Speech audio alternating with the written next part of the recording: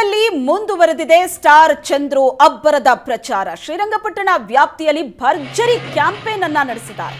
ಶಾಸಕ ರಮೇಶ್ ಬಂಡಿಸಿದ್ದೇಗೌಡ ಜೊತೆ ಮತಬೇಟೆ ನಡೆಸಿದರು.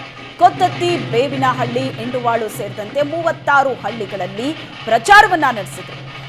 ಹಳ್ಳಿಗಳಲ್ಲಿ ರೋಡ್ ಶೋ ನಡೆಸಿ ಮತ ಶಿಕಾರಿಯನ್ನ ಮಾಡಿದರು.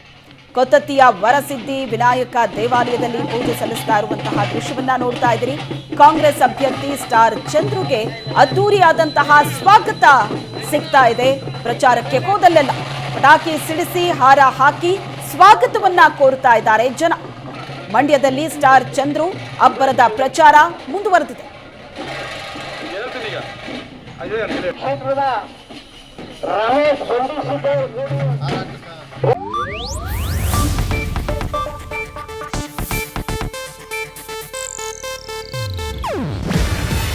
ಇದು ಏಷ್ಯಾನೆಟ್ ನ್ಯೂಸ್ ನೆಟ್ವರ್ಕ್ ಪ್ರಸ್ತುತಿ.